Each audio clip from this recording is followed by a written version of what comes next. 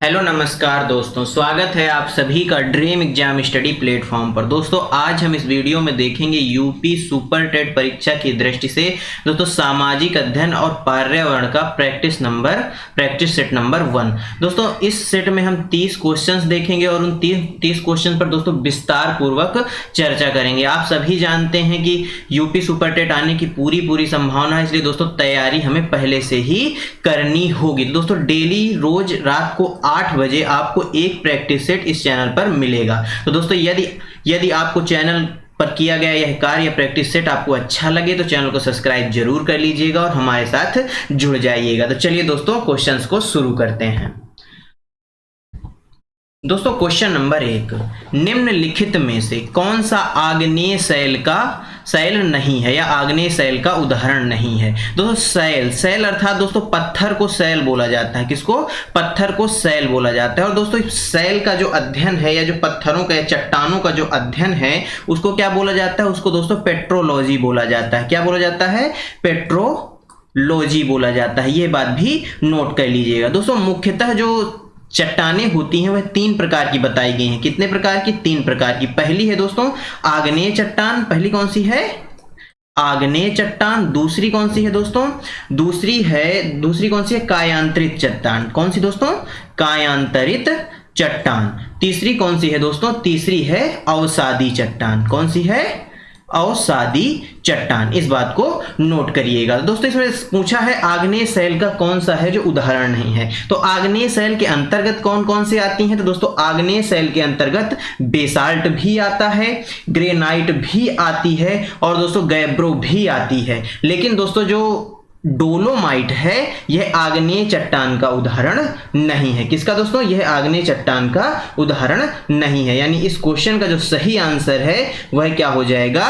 Right answer हो जाएगा। इस बात को नोट करिएगा। अब दोस्तों यहां पर डोलोमाइट आया हुआ है तो ये किस चीज का उदाहरण है? तो दोस्तों यह अवसादी चट्टान या अवसादी शैल का उदाहरण है। इस बात को भी नोट करिएगा। इस क्वेश्चन का सही आंसर क्या हो गया? ऑप्शन ए राइट आंसर हो गया। दोस्तों क्वेश्चन नंबर 2, जियोलाइट क्या है? ये दोस्तों इंपॉर्टेंट क्वेश्चन है आपकी परीक्षा की दृष्टि से। आखिर जियोलाइट होता क्या है? दोस्तों जो जियोलाइट है एक प्रकार की धातु होती है। क्या होती है दोस्तों? एक प्रकार की धातु होती है। क्या होती है दोस्तों? एक प्रकार की धातु होती है जो दोस्तों ज्वालामुखी जो पहाड़ होते हैं, ज्वालामुखी से जो निर्मित पहाड़ होते हैं, ज्वालामुखी वाले पहाड़ होते हैं जहां से ज्वालामुखी विस्फोट होता है वहां पर यह धातु पाई जाती है। दोस्तों ज्वालामुखी से याद आया, बताइए भारत का एकमात्र जो सक्रिय ज्वालामुखी है वह कौन सा है? एकमात्र जो सक्रिय ज्वालामुखी है वह कौन सा है? ये आप हमें कमेंट बॉक्स में बताइए। इस क्वेश्चन का दोस्तों जो सही आंसर हो जाएगा वह हो जाएगा, क्या हो जाएगा दोस्तों? वह हो जाएगा हाइड्रेटेड सोडियम एल्युमिनियम सिलिकेट, यानी ऑप्शन बी करेक्ट आंसर हो जाएगा। दोस्तों जो भारत का एकमात्र सक्रिय ज्वालामुखी है उसका क्या नाम है? बैरन द्वीप ज्वालामुखी। क्या नाम है दोस्तों? बैरन द्वीप ज्वालामुखी उसका नाम है। यह बात भी नोट करिएगा। क्वेश्चन नंबर 3, गंगा नदी निकलती है। दोस्तों यह भी इंपॉर्टेंट क्वेश्चन है आपकी परीक्षा की दृष्टि से। बताइए अरावली की श्रेणियों से निकलती है या फिर दोस्तों लद्दाख ग्लेशियर से निकलती है या फिर दोस्तों गंगोत्री ग्लेशियर से निकलती है या फिर दोस्तों मिलाप ग्लेशियर से निकलती है? बताइए जो गंगा नदी है वह किस ग्लेशियर से निकलती है या दोस्तों कहां से निकलती है? यह इंपॉर्टेंट क्वेश्चन है। चलिए इसका आइए पोस्टमार्टम करते हैं। दोस्तों बात की जाए गंगा नदी की। दोस्तों जो गंगा नदी है यह 2 नदियों से मिलकर मुख्यतः दोस्तों इसमें क्या होता है, ये निकलती है गंगोत्री ग्लेशियर से। गंगोत्री ग्लेशियर से दोस्तों गंगोत्री जो ग्लेशियर है ये कहां पर है? तो ये दोस्तों केदारनाथ की चोटी में, केदारनाथ के उत्तर में एक चोटी है जिसका नाम है गोमुख नामक। क्या नाम है दोस्तों उसका? गोमुख नाम है। क्या नाम है दोस्तों? गोमुख नाम है। यानी यह दोस्तों कहां से मुख्यतः गंगा निकलती है? तो दोस्तों मुख्यतः जो गंगा नदी है वह गोमुख से निकलती है। कहां से निकलती है? गोमुख से निकलती है। दोस्तों इसकी जो सहायक नदियां हैं उनकी बात की जाए तो इसकी सहायक नदियां कौन कौन सी हो जाएंगी? गंगा नदी की सहायक जो नदियां हो जाएंगी वह हो जाएगी, पहली नदी कौन सी है दोस्तों? अलकनंदा नदी। कौन सी है दोस्तों? अलकनंदा नदी, दूसरी है दोस्तों भागीरथी, कौन सी है, भागीरथी नदी, तीसरी कौन सी है दोस्तों, रामगंगा भी इसी की सहायक नदी है, इस बात को याद रखिएगा। वहीं चौथी नदी की बात की जाए तो यमुना, यमुना नदी भी जो गंगा नदी है इसकी सहायक नदी है। इसके साथ साथ दोस्तों गोमती, गोमती, घाघरा का भी नाम आपने सुना होगा, घाघरा नदी हो गई, और दोस्तों गंडक नदी हो गई एक, ये दोस्तों बेहद ही इंपॉर्टेंट नदियां हैं। और लास्ट कौन सी हो गई, घोसी नदी, कौन सी दोस्तों, घोसी नहीं, कोसी नदी, कौन सी नदी, कोसी नदी, ये सभी इसकी गंगा नदी की सहायक नदियां हैं, इस बात को नोट करिएगा। दोस्तों जो गंगा नदी है इसके किनारे बसे हुए नगर कौन कौन से हैं, यदि आपसे पूछ ले तो इसके किनारे बसे हुए नगर कौन कौन से हैं, हरिद्वार है, पहला कौन सा है, हरिद्वार है, दूसरा है दोस्तों कानपुर, कौन सा है दोस्तों, कानपुर, कानपुर कहां है, अपने उत्तर प्रदेश में है, आप सभी जानते हैं। तीसरा कौन सा है दोस्तों, प्रयागराज, प्रयागराज जिसको दोस्तों इलाहाबाद के नाम से भी जाना जाता था। दोस्तों अगला है वाराणसी, कौन सा है दोस्तों, वाराणसी। दोस्तों वाराणसी की बात की जाए तो दोस्तों यह एससीओ की पहली सांस्कृतिक राजधानी है, यह बात भी नोट करिएगा। दोस्तों एससीओ क्या होता है, संघाई सहयोग संगठन, जिसका जो हेडक्वार्टर है दोस्तों वह कहां है, बीजिंग में है, इन बातों को भी याद रखिएगा। दोस्तों करंट अफेयर के साथ भी हम आपको थोड़ा थोड़ा अपडेट करते चलेंगे। दोस्तों जो गंगा नदी के किनारे बसा हुआ भागलपुर भी गंगा नदी के किनारे बसा है, वहीं कोलकाता और पटना भी गंगा नदी के किनारे ही बसे हुए हैं। दोस्तों गंगा नदी पर कुछ विशेष परियोजनाएं हैं जिनको भी नोट कर लीजिए। पहली है दोस्तों टिहरी बांध परियोजना, कौन सी है, टिहरी बांध परियोजना, और दूसरी कौन सी है, दूसरी है दोस्तों फरक्का परियोजना, कौन सी दोस्तों, फरक्का बांध परियोजना। दोस्तों ये जो फरक्का बांध परियोजना है ये आपकी परीक्षा के लिए बेहद ही इंपॉर्टेंट है। तो दोस्तों गंगा नदी कहां से निकलती है, गंगोत्री ग्लेशियर से निकलती है, यानी ऑप्शन सी इस क्वेश्चन का क्या हो जाएगा, एकदम राइट आंसर हो जाएगा। क्वेश्चन नंबर 3, तिब्बत की सांगपो नदी भारत में किस नाम से जानी जाती है। दोस्तों यह क्वेश्चन परीक्षाओं में बार बार रिपीट होता है और दोस्तों यह इंपॉर्टेंट क्वेश्चन है आपकी परीक्षा की दृष्टि से। तिब्बत की जो सांगपो नदी है दोस्तों वह भारत में किस नाम से जानी जाती है, यह दोस्तों एक अच्छे लेवल का क्वेश्चन है आपकी परीक्षा के लिए।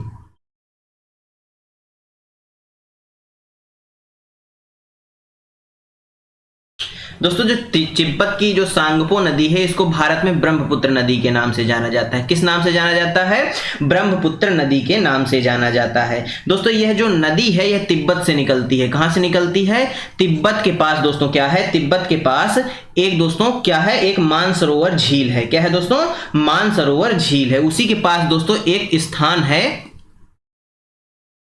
स्थान क्या दोस्तों, ये ग्लेशियर है, इसका नाम है, खतरनाक नाम है, लिख रहा हूं मैं, देखिएगा,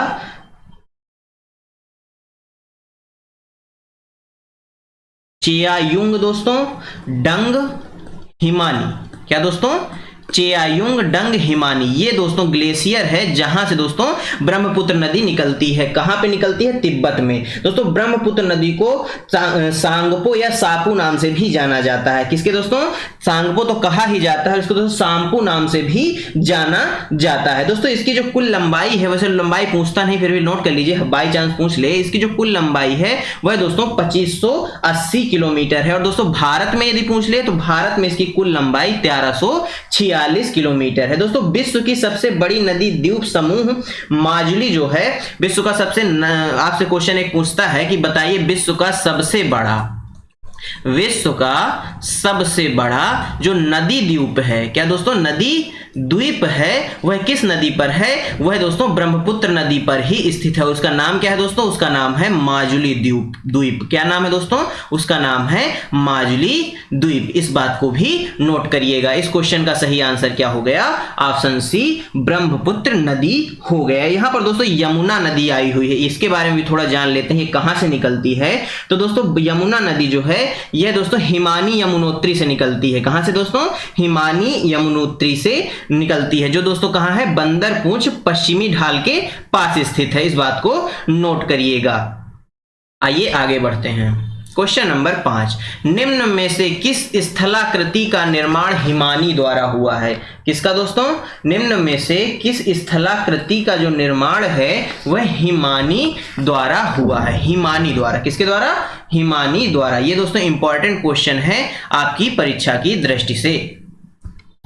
दोस्तों हिमानी का जो मतलब होता है वह होता है हिम नदों से निर्मित। किससे दोस्तों, हिम हिम नदों से जो निर्मित होते हैं उनको हिमानी कहा जाता है। तो दोस्तों जो यू आकार की घाटियां हैं उनका निर्माण कहां से हुआ है? हिम नदों से हुआ है, इसलिए दोस्तों इनको हिमानी भी कहा जाता है। तो इस क्वेश्चन का सही आंसर क्या हो जाएगा दोस्तों? ऑप्शन बी हो जाएगा। दोस्तों आइए आगे बढ़ते हैं। क्वेश्चन नंबर 6, भारत में हिमालय की सबसे ऊंची चोटी का क्या नाम है? Mount K two, mount Everest, mount Kanchenjunga या दोस्तों माउंट धौलागिरी? बताइए भारत में हिमालय की सबसे ऊंची चोटी कौन सी है? तो दोस्तों जो भारत में हिमालय की सबसे ऊंची चोटी है वह केटू है। कौन सी दोस्तों? माउंट केटू है, जिसको दोस्तों गॉडविन ऑस्टिन बोला जाता है। क्या बोला जाता है? गॉडविन ऑस्टिन बोला जाता है। यह चोटी दोस्तों कहां है? यह चोटी जम्मू कश्मीर के काराकोरम श्रेणी में स्थित है। कौन सी श्रेणी दोस्तों? काराकोरम, जो पहाड़ी श्रेणी है, काराकोरम जो पहाड़ी श्रेणी है दोस्तों वहां पर यह स्थित है। कौन सी दोस्तों? माउंट केटू स्थित है। यह श्रेणी कहां है दोस्तों? तो यह श्रेणी दोस्तों जम्मू कश्मीर में है। कहां है? जम्मू कश्मीर में है। यह बात भी नोट करिएगा। दोस्तों इस चोटी की यदि कुल लंबाई की बात की जाए तो दोस्तों इस चोटी की कुल लंबाई लगभग दोस्तों 8611 मीटर है। इस बात को नोट करिएगा। दोस्तों विश्व की सबसे ऊंची पर्वत चोटी माउंट एवरेस्ट है। यह माउंट एवरेस्ट का नाम आया है तो ये दोस्तों विश्व की सबसे ऊंची पर्वत चोटी है। विश्व की सबसे ऊंची पर्वत चोटी है। और दोस्तों जो यह कहां स्थित है? तो माउंट एवरेस्ट के बारे में यदि पूछ ले तो दोस्तों यह नेपाल में है। कहां है? नेपाल में है। नेपाल दोस्तों भारत का पड़ोसी देश है। यह बात भी आप सभी जानते हैं। दोस्तों नेक्स्ट क्वेश्चन, भारत में एशियाई शेर कहां पाए जाते हैं? ये दोस्तों इंपॉर्टेंट क्वेश्चन है और ये दोस्तों एक तरह से कह सकते हैं कि ये दोस्तों उसका क्वेश्चन है, क्या बोलते हैं, इन्वायरमेंट का क्वेश्चन है और इसको दोस्तों स्टैटिक जीके में भी हम पढ़ते हैं। क्वेश्चन नंबर 7 पूछ रहा है दोस्तों भारत में एशियाटिक शेर या एशियाई शेर कहां पाए जाते हैं? दोस्तों जो एशियाई शेर हैं यह कहां पाए जाते हैं? यह दोस्तों गुजरात में पाए जाते हैं। कहां पाए जाते हैं? गुजरात में पाए जाते हैं। और दोस्तों यदि आपसे पूछ ले कि किस अभ्यारण्य में पाए जाते हैं तो दोस्तों ये किस अभ्यारण्य में पाए जाते हैं बताइए, आप हमें कमेंट बॉक्स में बताइए। गुजरात में यह किस अभ्यारण्य में पाए जाते हैं? तो दोस्तों यह गिर राष्ट्रीय उद्यान में पाए जाते हैं। कहां पाए जाते हैं? गिर राष्ट्रीय उद्यान में पाए जाते हैं। कौन पाए जाते हैं? एशियाई शेर गिर राष्ट्रीय उद्यान में पाए जाते हैं। वहीं पर दोस्तों एक राष्ट्रीय उद्यान और है, कच्छ की खाड़ी राष्ट्रीय उद्यान। कौन सा दोस्तों? कच्छ की खाड़ी नेशनल पार्क। इनको भी याद कर लीजिएगा, आपसे नेशनल पार्क भी परीक्षा में पूछता है। तीसरा दोस्तों यहाँ का एक महत्वपूर्ण राष्ट्रीय उद्यान है या नेशनल पार्क है वासंदा राष्ट्रीय नेशनल पार्क। क्या दोस्तों? राष्ट्रीय उद्यान या नेशनल पार्क। दोस्तों कच्छ की खाड़ी जो है यहाँ पर दोस्तों एशियाई गधे पाए जाते हैं। क्या पाया जाता है दोस्तों? यहाँ पर एशियाई गधे पाए जाते हैं, एशियाई जंगली गधे पाए जाते हैं। और ये एशियाई जो जंगली गधा है ये वाला क्वेश्चन दोस्तों यूपी टेट में पिछली बार पूछा गया था। इस बात को भी नोट करिएगा। दोस्तों ये कच्छ की खाड़ी है, जो कच्छ का रण भी इसको बोला जाता है। यहाँ पर दोस्तों एशियाई जंगली गधे पाए जाते हैं। दोस्तों जो गिर राष्ट्रीय उद्यान है यहाँ पर एशियाटिक शेर पाए जाते हैं। यानी ये कहाँ पाए जाते हैं? गुजरात में पाए जाते हैं। यानी इस क्वेश्चन का सही आंसर ऑप्शन डी हो जाएगा। दोस्तों मध्य प्रदेश की बात की जाए तो दोस्तों इसको टाइगर स्टेट के नाम से भी जाना जाता है, क्योंकि दोस्तों सर्वाधिक टाइगर कहां पर हैं? मध्य प्रदेश में ही है। दोस्तों बात की जाए उत्तर प्रदेश की तो यहाँ का दोस्तों एक महत्वपूर्ण राष्ट्रीय उद्यान है दुधवा राष्ट्रीय उद्यान। इस बात को भी नोट करिएगा। दोस्तों उत्तर प्रदेश में एक अभी नवीनतम टाइगर रिजर्व बनाया गया है जिसका नाम है रानीपुर टाइगर रिजर्व। क्या है नाम है जिसका? Ranipur tiger reserve. यदि आपसे पूछ ले कि बताइए रानीपुर टाइगर रिजर्व कहाँ स्थित है तो दोस्तों यह उत्तर प्रदेश में स्थित है। इस बात को भी नोट करिएगा। इस क्वेश्चन का सही आंसर क्या हो गया? ऑप्शन डी हो गया। क्वेश्चन नंबर 8, वन्य जीव सप्ताह मनाया जाता है अक्टूबर के प्रथम सप्ताह में, नवंबर के प्रथम सप्ताह में, दिसंबर के प्रथम सप्ताह में या दोस्तों सितंबर के प्रथम सप्ताह में? बताइए वन्य जीव सप्ताह कब मनाया जाता है? दोस्तों यहां पर सप्ताह की बात आई है तो कुछ मैं आपको डेट लिखता हूं, बताइएगा उस दिन कौन सा दिन मनाया जाता है। दोस्तों सबसे पहला है 14 सितंबर। दूसरा नोट कर लीजिए दोस्तों आप, दूसरा कौन सा नोट करेंगे? 16 सितंबर। तीसरा आप बताइए दोस्तों 29 जून। और चौथा बताइए दोस्तों 30 मई। दोस्तों 14 सितंबर को आप सभी जानते हैं राष्ट्रीय हिंदी दिवस मनाया जाता है। क्या मनाया जाता है? राष्ट्रीय हिंदी दिवस मनाया जाता है, आप सभी जानते हैं। वहीं बात की जाए 16 सितंबर की, तो दोस्तों 16 सितंबर को क्या मनाया जाता है? ओजोन दिवस मनाया जाता है। क्या मनाया जाता है? ओजोन दिवस मनाया जाता है। वहीं 29 जून की बात की जाए तो दोस्तों सांख्यिकी दिवस मनाया जाता है। क्या मनाया जाता है? सांख्यिकी दिवस मनाया जाता है। दोस्तों 30 मई को क्या मनाया जाता है? ये भी लेटेस्ट है, आलू दिवस मनाया जाता है। क्या मनाया जाता है? आलू दिवस मनाया जाता है। वहीं बात की जाए दोस्तों 14 जून की, 14 जून को दोस्तों क्या मनाया जाता है? रक्तदाता दिवस मनाया जाता है। क्या मनाया जाता है दोस्तों? रक्तदाता दिवस मनाया जाता है, क्योंकि दोस्तों इसी दिन ब्लड ग्रुप की खोज हुई थी। ब्लड ग्रुप की खोज करने वाले कौन थे, ये आप हमको कमेंट बॉक्स में बताएंगे, ये आपके लिए होमवर्क है। इस क्वेश्चन का सही आंसर हो जाएगा अक्टूबर के प्रथम सप्ताह में वन्य जीव सप्ताह के रूप में मनाया जाता है। 1 तारीख से 7 तारीख तक वन्य जीव सप्ताह मनाया जाता है। क्वेश्चन नंबर दोस्तों 9,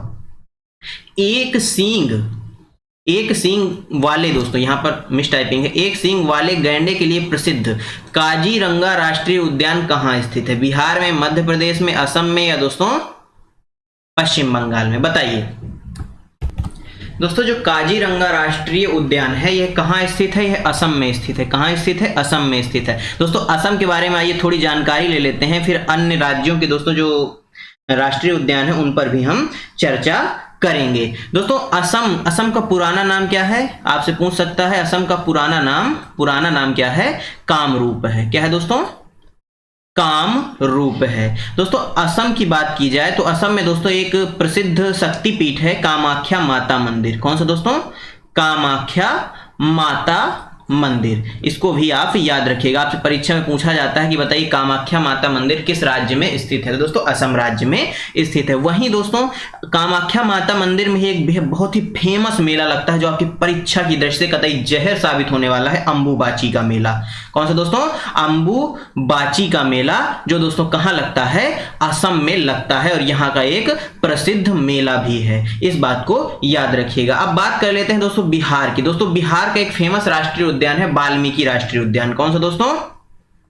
वाल्मीकि राष्ट्रीय उद्यान या नेशनल पार्क। दोस्तों महर्षि वाल्मीकि एयरपोर्ट कहां है, जो हाल ही में जिसका उद्घाटन हुआ है? तो यदि ये पूछे आपसे तो एयरपोर्ट महर्षि वाल्मीकि जो एयरपोर्ट है ये अयोध्या धाम उत्तर प्रदेश में स्थित है। वहीं दोस्तों मध्य प्रदेश की बात की जाए तो यहां पर दोस्तों कई राष्ट्रीय उद्यान हैं। पहला है दोस्तों कान्हा। कौन सा दोस्तों? कान्हा जो नेशनल पार्क है वह दोस्तों कहां है? मध्य प्रदेश में है। वहीं दोस्तों जो पन्ना नेशनल पार्क है, जो दोस्तों टाइगर रिजर्व भी है, वह कहां है दोस्तों? वह भी कहां है? मध्य प्रदेश में। वहीं दोस्तों बांधवगढ़ राष्ट्रीय उद्यान जो है यह भी कहां है? मध्य प्रदेश में है। दोस्तों पेंच नेशनल पार्क, यह भी परीक्षा की दृष्टि से इंपॉर्टेंट है, यह भी मध्य प्रदेश में स्थित है। वहीं यदि बात की जाए दोस्तों, यदि बात की जाए किसकी? पश्चिम बंगाल की, तो दोस्तों यहां का एक फेमस महत्वपूर्ण जो नेशनल पार्क है वह है दोस्तों सुंदरवन नेशनल पार्क। कौन सा दोस्तों? Sundarban national park. दोस्तों यह दुनिया का सबसे बड़ा नदी डेल्टा भी है। क्या है दोस्तों? जो सुंदरवन है यह दुनिया का सबसे बड़ा नदी डेल्टा भी है। और दोस्तों यह मैंग्रोव जो घने जंगल है उनसे घिरा हुआ डेल्टा है। दोस्तों यह रॉयल बंगाल टाइगर का सबसे बड़ा संरक्षित क्षेत्र है, यानी सुंदरवन डेल्टा में जो रॉयल बंगाल टाइगर है वह दोस्तों पाया जाता है। और दोस्तों ये जो सुंदरवन है यह दोस्तों यूनेस्को की विश्व धरोहर सूची में भी शामिल है। किसमें दोस्तों? यूनेस्को की जो विश्व धरोहर सूची है उसमें भी यह शामिल है। दोस्तों यह जो है यहां पर दोस्तों बाघ भी पाए जाते हैं। कौन पाया जाता है? बाघ भी पाए जाते हैं। इस क्वेश्चन का सही आंसर असम हो जाएगा। क्वेश्चन नंबर 10, निम्नलिखित में से कौन सी रेखा भारत के लगभग आधे हिस्से से होकर गुजरती है? ये दोस्तों इंपॉर्टेंट क्वेश्चन है आपकी परीक्षा की दृष्टि से। मकर रेखा, कर्क रेखा, भूमध्य रेखा, या दोस्तों प्रमुख भूमध्य रेखा? बताइए दोस्तों। जो कर्क रेखा है यह दोस्तों भारत के मध्य से होकर गुजरती है। किसके दोस्तों? भारत के कर्क रेखा उत्तरी गोलार्ध में भूमध्य रेखा के समांतर दोस्तों समांतर 23.5 डिग्री पर खींची गई है, जो दोस्तों भारत के मध्य से होकर गुजरती है। इस बात को याद रखिएगा। दोस्तों जो कर्क रेखा है यह भारत के 8 राज्यों से होकर गुजरती है। कितने? 8 राज्यों से होकर गुजरती है। कौन कौन से राज्य हैं दोस्तों? तो पहला है दोस्तों गुजरात। कौन सा है? गुजरात। गुजरात के बाद कौन सा है? राजस्थान है। राजस्थान के बाद दोस्तों कौन सा है? मध्य प्रदेश है। मध्य प्रदेश के बाद कौन सा है दोस्तों? छत्तीसगढ़ है। छत्तीसगढ़ के बाद दोस्तों कौन सा है? झारखंड है। झारखंड के बाद दोस्तों कौन सा है, पश्चिम बंगाल है। इसके बाद दोस्तों त्रिपुरा है, त्रिपुरा के बाद दोस्तों मिजोरम है। कौन सा है, मिजोरम है। इन राज्यों से होकर के जो कर्क रेखा है यह गुजरती है, यह दोस्तों भारत के मध्य यानी आधे भाग से होकर गुजरती है और यह दोस्तों कितनी है, 23.5 डिग्री है। कितनी है दोस्तों, 23.5 डिग्री पर खींची गई है। इस बात को याद रखिएगा। क्वेश्चन नंबर दोस्तों 11, अंतरराष्ट्रीय तिथि रेखा डॉट डॉट महासागर के बीच से होकर गुजरती है। आर्कटिक महासागर के, हिंद महासागर के, अटलांटिक महासागर के या दोस्तों प्रशांत महासागर के बीच से। बताइए जो अंतरराष्ट्रीय तिथि रेखा है यह किस महासागर के बीच से होकर के गुजरती है। दोस्तों जो अंतरराष्ट्रीय तिथि रेखा है बताइए यह किस महासागर के बीच से होकर के गुजरती है। दोस्तों जो अंतरराष्ट्रीय तिथि रेखा है यह प्रशांत महासागर से होकर गुजरती है। किस महासागर से, प्रशांत महासागर से होकर गुजरती है। ऑप्शन डी राइट आंसर हो जाएगा। दोस्तों यह 180 डिग्री जो देशांतर है उसके दोस्तों समांतर होकर के गुजरती है। क्वेश्चन नंबर 12, विग वैंग सिद्धांत निम्नलिखित में से उद्भव की व्याख्या करता है। स्तनधारी जीव, हिमयुग, ब्रह्मांड या महासागर। बताइए जो विग वैंग थ्योरी है यह दोस्तों किसके जो है उद्भव की व्याख्या करती है। दोस्तों विग वैंग जो थ्योरी है इसको देने वाले कौन थे बताइए।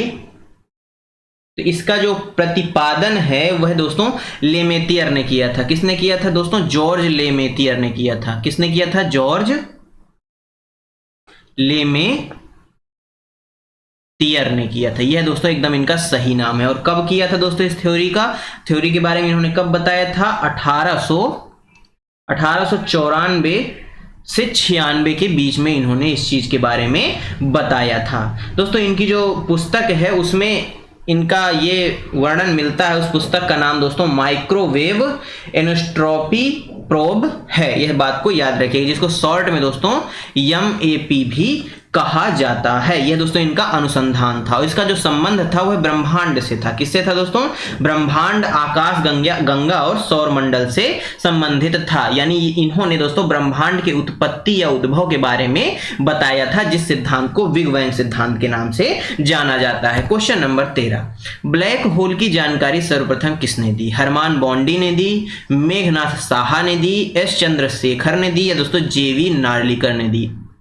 दोस्तों ब्लैक होल दोस्तों एक प्रकार का ऐसा दोस्तों गड्ढा आप कह सकते हैं, एक प्रकार की ऐसी चीज है जिसमें दोस्तों प्रकाश तक विलुप्त हो जाता है या समाहित हो जाता है, जिसमें इस बात को याद रखिएगा। दोस्तों ब्लैक होल बहुत ही खतरनाक चीज है। इसमें दोस्तों कोई भी नहीं बच सकता। इसका जो गुरुत्वाकर्षण है या खिंचाव है जो, यह दोस्तों बहुत ही खतरनाक होता है, जिसकी वजह से दोस्तों इसमें प्रकाश तक भी समाहित हो सकता है। आप कल्पना कर सकते हैं दोस्तों, यदि ब्लैक होल के अंदर प्रकाश तक समाहित हो सकता है तो आपकी और हमारी क्या हिम्मत है। तो दोस्तों यदि ब्लैक होल दोस्तों पृथ्वी के आसपास भी हुआ तो दोस्तों वो पृथ्वी को ही निगल जाएगा, इतना खतरनाक होता है ब्लैक होल। और दोस्तों ब्लैक होल है इसके बारे में सर्वप्रथम बताने वाले कौन थे, S चंद्रशेखर थे। कौन थे दोस्तों, S चंद्रशेखर साहब ने इसके बारे में सर्वप्रथम बताए थे। और दोस्तों ये खगोलीय क्षेत्र का एक क्या है दोस्तों, एक महत्वपूर्ण पार्ट है क्या, ब्लैक होल। इनका दोस्तों जो पूरा नाम है S चंद्रशेखर जी का, वह पूरा नाम क्या है, सुब्रमण्यम चंद्रशेखर। दोस्तों सुब्रमण्यम चंद्रशेखर जी ने चंद्रशेखर सीमा का सिद्धांत भी दिया था। आपसे पूछ सकता है कि बताइए चंद्रशेखर सीमा का सिद्धांत किसने दिया, तो S चंद्रशेखर साहब ने माफ करिएगा, चंद्रशेखर सीमा का, किसका दोस्तों, चंद्रशेखर सीमा का सिद्धांत इन्होंने दिया है। तो इस क्वेश्चन का जो सही आंसर है दोस्तों वह क्या हो जाएगा, वह ऑप्शन सी हो जाएगा। दोस्तों ब्लैक होल के बारे में एक चीज और याद रखिएगा, इसको दोस्तों एक अन्य नाम से भी जाना जाता है, इसको कृष्ण छिद्र के नाम से भी जाना जाता है। किस नाम से, कृष्ण छिद्र के नाम से भी इसको जाना जाता है। यह बात भी आपको याद रखना होगा। क्वेश्चन नंबर 14, निम्नलिखित में से कौन सा एक स्थान भारतीय मानक समय यामयोत्तर के सबसे नजदीक स्थित है। यह दोस्तों एक और इंपॉर्टेंट क्वेश्चन है आपकी परीक्षा की दृष्टि से। दोस्तों यहां पर बात की गई है भारतीय मानक समय रेखा की, किसकी, भारतीय मानक समय रेखा की, जो दोस्तों भारत का जो GMT है, जिसका दोस्तों फुल फॉर्म क्या होता है, ग्रीनविच मीन टाइम। वह दोस्तों कितना होता है, वह 5.5 घंटे होता है। कितना होता है, 5.5 5 घंटे 30 मिनट यानी 5.5 घंटे होता है। दोस्तों जो भारतीय मानक समय रेखा है, इसको दोस्तों यदि देखा जाए तो यह दोस्तों 82.5 डिग्री पर होती है। कितनी होती है? 82.5 डिग्री पर होती है। और इसी से दोस्तों पूरे देश का समय निर्धारित होता है। किसका? पूरे देश का समय निर्धारित होता है। और यह दोस्तों कहां से गुजरती है? तो ये दोस्तों मिर्जापुर से होकर के गुजरती है। कहां से होकर के गुजरती है? मिर्जापुर से होकर के गुजरती है। दोस्तों जो मिर्जापुर है यह कहाँ स्थित है? तो आप सभी जानते हैं यह उत्तर प्रदेश में स्थित है, इसलिए दोस्तों यह क्वेश्चन आपके लिए इंपॉर्टेंट हो सकता है। क्वेश्चन नंबर दोस्तों 15, भारत मानक समय IST निम्नलिखित स्थानों में से किसके समीप से लिया जाता है? इलाहाबाद के नैनी से, लखनऊ से, मेरठ से या मुजफ्फरपुर से? बताइए दोस्तों। जो भारत मानक समय है जिसको IST कहा जाता है, यह दोस्तों 82.5 डिग्री ईस्ट देशांतर के आधार पर बनाया गया है। जो दोस्तों जो ये 82.5 डिग्री जो ईस्ट देशांतर है, यह दोस्तों भारत में उत्तर प्रदेश के इलाहाबाद में नैनी स्थान है दोस्तों, उसके पास से होकर के गुजरती है। इसी के आधार पर क्या होता है? इसी के आधार पर दोस्तों मानक समय रेखा का समय का निर्धारण किया जाता है। यह बात आप नोट कर लीजिएगा। तो इस क्वेश्चन का सही आंसर क्या हो जाएगा? इस क्वेश्चन का सही आंसर इलाहाबाद का नैनी हो जाएगा। दोस्तों ये क्वेश्चन और ये क्वेश्चन दोनों अलग अलग हैं, इस बात को याद रखिएगा। दोस्तों जो भारतीय मानक का समय यामोत्तर है, भारतीय मानक समय रेखा है दोस्तों, वह दोस्तों मिर्जापुर के पास से होकर गुजरती है। लेकिन दोस्तों जो भारतीय मानक समय है, यानी जिसके आधार पर भारत का जो समय है वह निर्धारित होता है, वह दोस्तों 82.5 डिग्री ईस्ट जो नैनी के पास से होकर के गुजरती है, उससे निर्धारित किया जाता है। यह बात याद रखिएगा दोस्तों। इस क्वेश्चन को आपसे अलग अलग तरीके से पूछ सकता है। यदि आपसे दोस्तों यामोत्तर पूछ ले तो दोस्तों क्या हो जाएगा? वहां पर मिर्जापुर हो जाएगा। क्या हो जाएगा? मिर्जापुर हो जाएगा। वहीं यदि भारतीय मानक समय यानी IST पूछ ले, इंडियन स्टैंडर्ड टाइम, तो वहां पर क्या हो जाएगा? वहां पर दोस्तों नैनी हो जाएगा। इस बात को याद रखिएगा। क्वेश्चन नंबर 16, भारत का सबसे लंबा राष्ट्रीय राजमार्ग कौन सा है? NH2, NH3, NH44 या इनमें से कोई नहीं? ये भी दोस्तों आपकी परीक्षा की दृष्टि से कतई जहर साबित होने वाला सवाल है। बताइए भारत का सबसे लंबा जो राष्ट्रीय राजमार्ग है वह कौन सा है? बता सकते हैं आप इस क्वेश्चन का सही आंसर? तो दोस्तों वह कौन सा है? वह दोस्तों NH44 है। कौन सा है दोस्तों? NH44 है। यानी दोस्तों इस क्वेश्चन का जो सही आंसर है वह क्या हो जाएगा? वह हो जाएगा ऑप्शन सी हो जाएगा। क्या हो जाएगा? ऑप्शन सी हो जाएगा। इस बात को नोट करिएगा। दोस्तों जो ये NH44 है यह श्रीनगर से कन्याकुमारी तक है। कहां से है दोस्तों? श्रीनगर से कन्याकुमारी तक है। इसकी कुल लंबाई कितनी है? 3745 किलोमीटर। इस बात को भी नोट करिएगा। क्वेश्चन नंबर दोस्तों 17, भारत का सबसे छोटा राष्ट्रीय राजमार्ग कौन सा है? ये भी दोस्तों इंपॉर्टेंट है आपकी परीक्षा की दृष्टि से। तो दोस्तों जो भारत का सबसे छोटा राष्ट्रीय राजमार्ग है वह कौन सा है? NH47। इस बात को भी नोट करिएगा। दोस्तों यह दोस्तों कहां से होकर गुजरता है? तो दोस्तों यह राष्ट्रीय राजमार्ग राज्यों की राजधानियों को आपस में जोड़ता है। किसको दोस्तों? राज्यों की जो राजधानियां हैं उनको आपस में जोड़ने का कार्य करता है। इसके बारे में मैं आपको डिटेल से बताता हूं।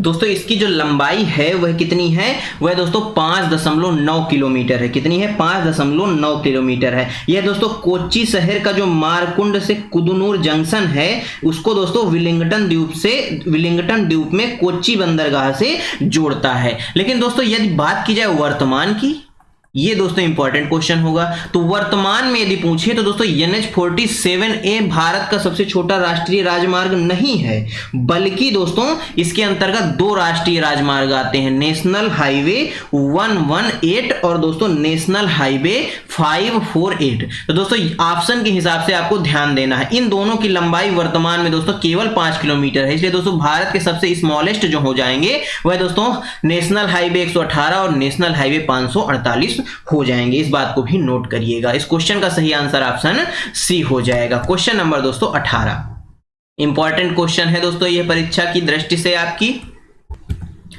दोस्तों जो आपका सिलेबस है उसमें साफ साफ 1857 के विद्रोह की चर्चा की गई है, यानी भारतीय स्वतंत्रता संग्रामों की चर्चा की गई है। उनमें से एक महत्वपूर्ण संग्राम क्या था? 1857 की क्रांति थी। क्या थी दोस्तों? 1857 की क्रांति थी, जिसकी जो शुरुआत है दोस्तों वह हुई थी, कब हुई थी? 10 मई को हुई थी। 10 मई 1857 को मेरठ से हुई थी। कहां से हुई थी? मेरठ से हुई थी। इस बात को आप नोट करिएगा और आप अच्छी तरीके से जानते हैं। दोस्तों जो इसका जो मुख्य कारण यह था कि दोस्तों जो उस समय जो गोलियां बनाई जाती थी बंदूक की, उसमें दोस्तों क्या होता था? उसमें दोस्तों चर्बी की कारतूसों का उपयोग किया जाता था, जिसका दोस्तों जिसका विरोध हुआ और वही विरोध आगे चल के विद्रोह में बदल गया। क्या हो गया? विद्रोह में बदल गया। और दोस्तों उस समय जो ईस्ट इंडिया कंपनी थी उसका जो गवर्नर जनरल था वह दोस्तों कौन था? जो इस क्वेश्चन में पूछा है वह दोस्तों कैनिन था। कौन था दोस्तों? कैनिन था। इस बात को याद रखिएगा। दोस्तों ये बेहद ही महत्वपूर्ण विद्रोह है। इसकी दोस्तों अलग से आपके लिए एक क्लास में लेकर आऊंगा, जिसमें दोस्तों आपको क्वेश्चंस भी कराऊंगा और इसके बारे में कंटेंट भी बताऊंगा और पूरी कहानी भी बताऊंगा। अभी दोस्तों आप इतना ही याद रखिएगा, ऑप्शन सी क्या हो जाएगा? राइट आंसर हो जाएगा। क्वेश्चन नंबर 19, मंगल पांडे कहां के विलप से जुड़े थे? बैरकपुर से, मेरठ से, दिल्ली से या उपरोक्त में से कोई नहीं। दोस्तों यहां पर एक शब्द आया है विप्लव। माफ करिए, विप्लव नहीं, विप्लव। विप्लव का मतलब होता है संग्राम, यानी इसमें सीधा सा आपसे पूछा है जो मंगल पांडे थे वह कहां के संग्राम में शामिल हुए थे? कहां के संग्राम में शामिल हुए थे? यानी दोस्तों जो 1857 का विद्रोह हुआ था उसी के संबंध में यह है। तो मंगल पांडे दोस्तों कहां पर शामिल हुए थे इस विद्रोह में? तो दोस्तों जो मंगल पांडे थे वह बैरकपुर में, कहां पर?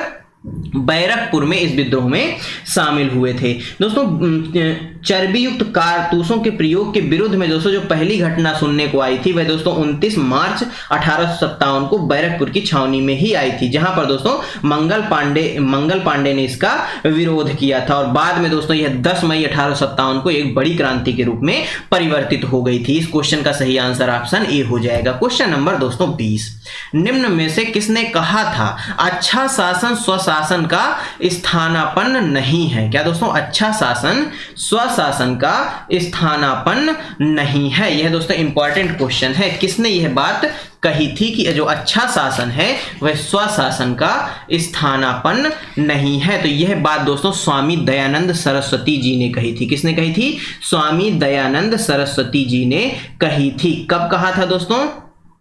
ये तो नहीं पता कब कहा था, लेकिन दोस्तों बंबई में इन्होंने आर्य समाज की स्थापना की थी। कहां पर दोस्तों?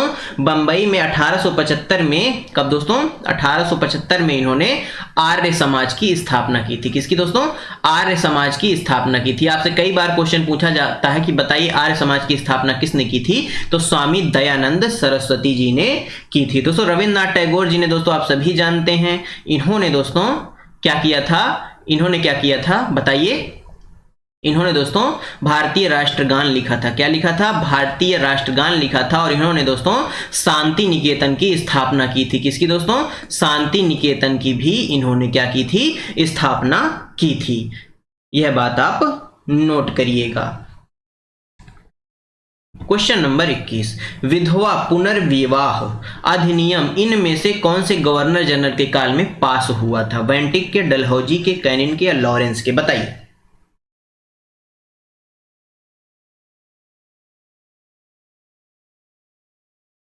दोस्तों बात की जाए कैनिन साहब की। किसकी? कैनिन के टाइम पे विधवा पुनर्विवाह अधिनियम पास किया गया था। दोस्तों इनका जो कार्यकाल था वह 1856 से, कब से दोस्तों? 1856 से 1863 तक इनका कार्यकाल था। दोस्तों 1856 का विधवा पुनर्विवाह अधिनियम 1856 में इन्होंने पारित करवाया था। कब पारित करवाया था दोस्तों? 1856 में ही इन्होंने इस अधिनियम को पारित करवा दिया गया था। इस बात को याद रखिएगा। दोस्तों विधवा पुनर्विवाह की स्थिति में सुधार लाने के लिए जो प्रयास है या प्रयत्न है वो किसने किया था? ईश्वर चंद्र विद्यासागर जी ने किया था। किसने किया था? आपसे क्वेश्चन पूछता है कि बताइए विधवा पुनर्विवाह अधिनियम को पास करवाने में, ये दोस्तों विधवा पुनर्विवाह जो विधवा जो पुनर्विवाह अधिनियम है इसको पास करवाने में किसने अपना योगदान दिया था? तो दोस्तों ईश्वर चंद्र विद्यासागर जी ने दिया था। किसने दोस्तों? ईश्वर चंद्र विद्यासागर जी ने अपना महत्वपूर्ण योगदान दिया था। इस बात को आप नोट करेंगे। क्वेश्चन नंबर 22, सप्तरथ मंदिर, कौन सा मंदिर दोस्तों? जो सप्तरथ मंदिर है यह दोस्तों कहां पर स्थित है? बताइए, सप्तरथ मंदिर कहां पर स्थित है? महाबलीपुरम में, कांचीपुरम में, मदुरई में या पुरी में? बताइए।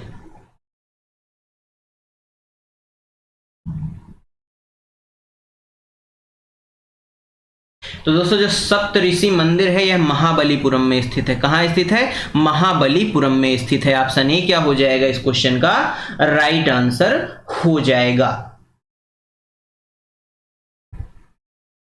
दोस्तों ब्लैक पैगोडा के नाम से कौन सा मंदिर प्रसिद्ध है? कोणार्क का सूर्य मंदिर, मार्तंड का सूर्य मंदिर, मोधरा का सूर्य मंदिर या दोस्तों होयलेश्वर मंदिर? बताइए। दोस्तों जो होयलेश्वर मंदिर है यह 42 नंबर का दोस्तों विश्व विरासत क्या है हमारा? हमारा जो है यूनेस्को में शामिल क्या है दोस्तों? कल्चरल साइट है। क्या है दोस्तों? कल्चरल साइट है। इस बात को नोट करिएगा। कौन सी? मूर्त धरोहर है दोस्तों। कौन सा? होयलेश्वर मंदिर 42वें नंबर का। और दोस्तों जो ब्लैक पैगोडा मंदिर है यह दोस्तों कोणार्क के सूर्य मंदिर को ब्लैक पैगोडा मंदिर के नाम से जाना जाता है। दोस्तों कोणार्क का सूर्य मंदिर भारत के ओडिशा राज्य में स्थित है। कहां स्थित है दोस्तों? यह मंदिर कहां स्थित है? ओडिशा में स्थित है। कहां स्थित है? ओडिशा में। कहां स्थित है दोस्तों? ओडिशा में स्थित है। कहां स्थित है?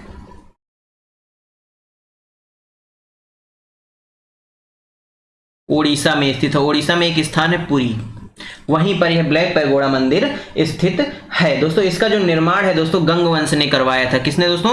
गंग वंश के जो शासक थे नरसिंह देव प्रथम। कौन दोस्तों? नरसिंह देव प्रथम। इन्होंने दोस्तों कोणार्क के सूर्य मंदिर का निर्माण करवाया था। इस बात को नोट करिएगा। ऑप्शन ए क्या हो जाएगा इस क्वेश्चन का राइट आंसर हो जाएगा। क्वेश्चन नंबर दोस्तों 24, खजुराहो के मंदिर किस राज्य में स्थित है? उत्तर प्रदेश में, मध्य प्रदेश में, छत्तीसगढ़ में या दोस्तों ओडिशा में? बताइए। जो खजुराहो के मंदिर हैं यह दोस्तों किस राज्य में स्थित हैं? दोस्तों जो खजुराहो के मंदिर हैं इसका निर्माण किसने करवाया था? चंदेल शासकों ने करवाया था। किसने दोस्तों? चंदेल शासकों ने इसका क्या करवाया था? निर्माण करवाया था। इस बात को याद रखिएगा। दोस्तों चंदेल शासक थे कौन से दोस्तों? यशोवर्मन। किसने दोस्तों? यशोवर्मन। कौन थे दोस्तों?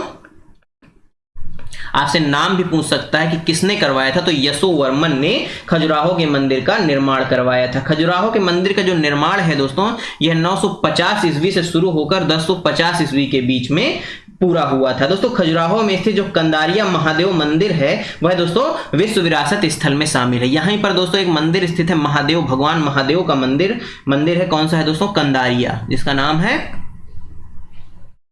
कंदारिया महादेव मंदिर। क्या नाम है दोस्तों? कंदारिया का जो महादेव मंदिर है वह भी दोस्तों कहां स्थित है? वह खजुराहो में ही स्थित है। कहां स्थित है? खजुराहो में ही स्थित है। और यह दोस्तों यूनेस्को की विश्व विरासत सूची में शामिल है। किसमें शामिल है? विश्व विरासत सूची में शामिल है। इस बात को भी आप नोट करिएगा। इस क्वेश्चन का सही आंसर हो जाएगा मध्य प्रदेश। मध्य प्रदेश में ही दोस्तों क्या है? खजुराहो का मंदिर स्थित है। इस बात को नोट करिए। क्वेश्चन नंबर 25, किस नगर में ख्वाजा मोइनुद्दीन चिश्ती की दरगाह स्थित है? जयपुर में, इलाहाबाद में, जौनपुर में, अजमेर में? बताइए।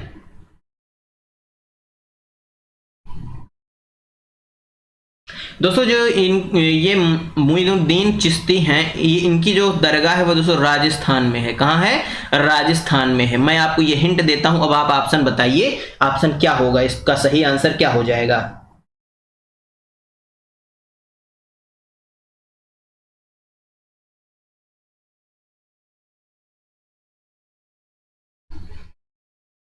दोस्तों जो मोइनुद्दीन चिश्ती थे, आइए इनके बारे में थोड़ी आपको जानकारी दे देते हैं। दोस्तों ये भारत कब आए थे? ये भारत आए थे 12वीं सदी में। कब आए थे भारत? ये 12वीं सदी में ये भारत आते हैं। भारत आने के बाद क्या करते हैं दोस्तों? अजमेर शरीफ में अपना निवास स्थान बनाते हैं। कहाँ बनाते हैं? अजमेर शरीफ एक स्थान है। कहाँ है? राजस्थान में, वहां पर दोस्तों ये अपना निवास स्थान बनाते हैं। फिर दोस्तों ये अपने चिश्ती जो सिलसिले हैं इसके दोस्तों एक सूफी संत थे। ये क्या थे? एक सूफी संत थे। क्या थे दोस्तों? सूफी संत थे। दोस्तों धीरे धीरे समय बीतता गया और इन्होंने दोस्तों भारत के बहुत से हिंदू रीति रिवाज थे उनको इन्होंने अपनाया। इस बात को नोट करिएगा। इस क्वेश्चन का सही आंसर क्या हो जाएगा? इस क्वेश्चन का जो सही आंसर है दोस्तों वह ऑप्शन कौन सा हो जाएगा? डी हो जाएगा। अजमेर में ही इनका क्या है? इनकी दरगाह स्थित है। क्वेश्चन नंबर दोस्तों क्या हो गया? 26। 2.5 दिन का झोपड़ा कहाँ स्थित है? अजमेर में, दिल्ली में, फतेहपुर सीकरी में या आगरा में? दोस्तों जो 2.5 दिन का झोपड़ा है इसको कब बनवाया गया था? 1200 ईस्वी में बनवाया गया था। कब बनवाया गया था? 1200 ईस्वी में बनवाया गया था। और इसको बनाने वाले कौन थे? इसको बनवाने वाले कौन थे? कुतुबुद्दीन ऐबक थे। कौन थे दोस्तों?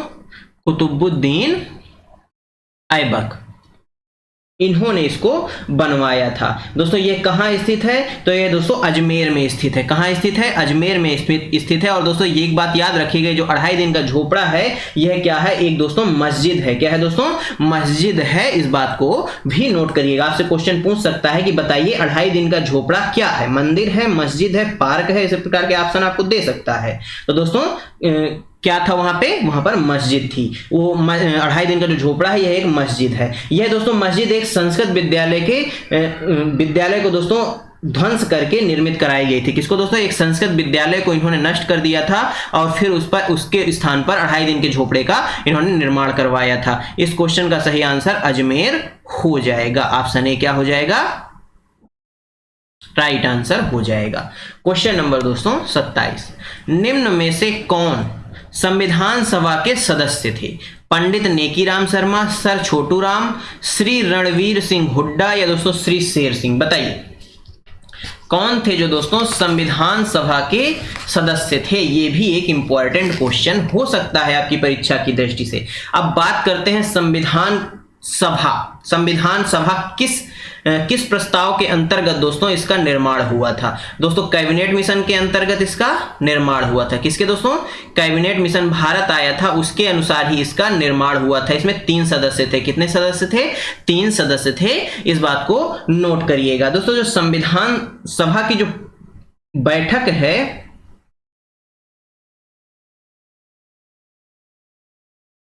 जो संविधान सभा की दोस्तों जो प्रथम बैठक है वह कब हुई थी? तो वह दोस्तों 9 दिसंबर को हुई थी। कब हुई थी? दिसंबर 1946 को संविधान सभा की पहली बैठक हुई थी। और इस बैठक में दोस्तों बताइए अस्थायी अध्यक्ष के रूप में किसे नियुक्त किया गया था? दोस्तों सच्चिदानंद सिन्हा जी को अस्थायी अध्यक्ष के रूप में नियुक्त किया गया था। दोस्तों संविधान सभा निम्न में से कौन से संविधान सभा में शामिल सदस्य थे? तो दोस्तों कौन शामिल थे? इस क्वेश्चन का सही आंसर ऑप्शन सी हो जाएगा। रणवीर सिंह हुड्डा इसमें शामिल थे। और इनका संबंध दोस्तों हरियाणा राज्य से है। कहां से है दोस्तों?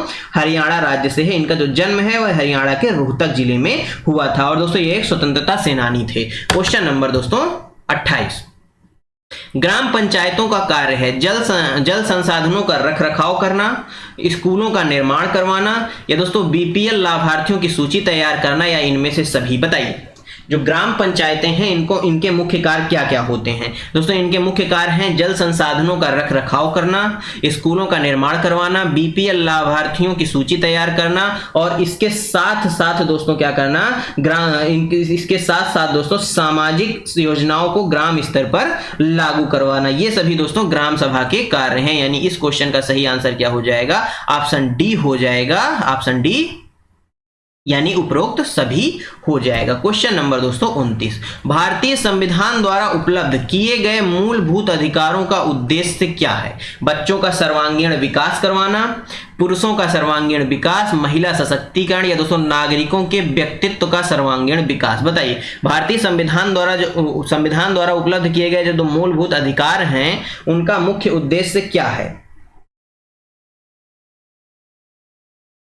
दोस्तों जो भारतीय संविधान में मूल अधिकार हैं उनकी संख्या कितनी है, ये आप हमें कमेंट बॉक्स में बताइए। दोस्तों उनकी संख्या की बात की जाए तो मूल संविधान में उनकी संख्या 7 थी, परंतु दोस्तों वर्तमान में उनकी संख्या 6 है। इसमें से दोस्तों संपत्ति का जो अधिकार था उसको 44वें संविधान संशोधन के द्वारा हटा करके एक विधिक राइट बना करके यानी लीगल राइट बना करके उसको दोस्तों 300 अनुच्छेद 300A में शामिल कर दिया गया। इसलिए दोस्तों वर्तमान में हमारे पास कुल 6 मौलिक अधिकार हैं। कितने हैं? 6 मौलिक अधिकार हैं। और दोस्तों इनका जो मुख्य उद्देश्य है वह है दोस्तों बच्चों का सर्वांगीण विकास करवाना, पुरुषों का सर्वांगीण विकास या महिलाओं का सशक्तिकरण या नागरिकों के व्यक्तित्व का सर्वांगीण विकास। बताइए।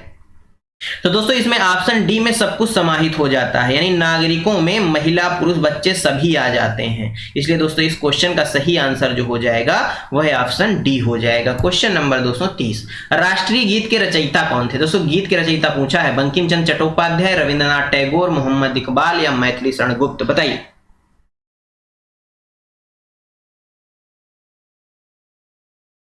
दोस्तों राष्ट्रीय गीत गाया कब गया था? दोस्तों 1905 में गाया गया था। कब गाया गया था? 1905 में, जब स्वदेशी आंदोलन चल रहा था। स्वदेशी आंदोलन उसके अंतर्गत इसको गाया गया था, यह बात भी नोट करिएगा। और इसके जो रचयिता थे दोस्तों वह कौन थे? वह बंकिम चंद्र चट्टोपाध्याय साहब थे। और इसका जो वर्णन है आपको, इनकी एक महत्वपूर्ण पुस्तक है आनंद मठ। कौन सी पुस्तक है? यह पुस्तक भी आप नोट करिएगा, इनकी पुस्तक है आनंद मठ। इसमें दोस्तों इस गीत का वर्णन मिलता है। दोस्तों 22 मार्च 1957 को राष्ट्रीय गीत के रूप में स्वीकार कर लिया गया था, इस बात को भी नोट करिएगा। रविंद्रनाथ टैगोर जी ने दोस्तों क्या लिखा था? राष्ट्रीय गीत लिखा था। इनको दोस्तों एशिया में साहित्य का इनको नोबेल पुरस्कार भी मिल चुका है। किसको? रविंद्रनाथ टैगोर जी को। इस बात को नोट करिएगा। दोस्तों धन्यवाद आप सभी का हमारे साथ बने रहने के लिए। दोस्तों आज का यह वीडियो, आज की यह क्लास आपको कैसी लगी हमें कमेंट बॉक्स में जरूर बताइएगा। दोस्तों यदि वीडियो अच्छी लगी हो तो वीडियो को लाइक कर दीजिएगा, अपने दोस्तों के साथ शेयर कर दीजिएगा। और दोस्तों यदि आप चैनल पर नए हैं तो चैनल को सब्सक्राइब कर लीजिएगा और साथ में बनी बेल आइकन जरूर दबा लीजिएगा, ताकि जब भी हम अगला वीडियो अपलोड करें आप तक नोटिफिकेशन सबसे पहले पहुंच जाए। धीरे धीरे दोस्तों हम सभी सब्जेक्ट को करना शुरू कर देंगे। अभी दोस्तों हम सामाजिक अध्ययन पर्यावरण से शुरू करते हैं, क्योंकि दोस्तों इसका जो पोर्शन है वह थोड़ा बड़ा पोर्शन है। इसके बाद दोस्तों हम हिंदी शुरू कर देंगे और फिर सीडीपी शुरू कर देंगे। चलिए दोस्तों मिलते हैं आपसे अगले वीडियो में, तब तक के लिए जय हिंद, जय भारत। अपना और अपनों का ख्याल रखिए, सभी का सम्मान करिए। धन्यवाद दोस्तों।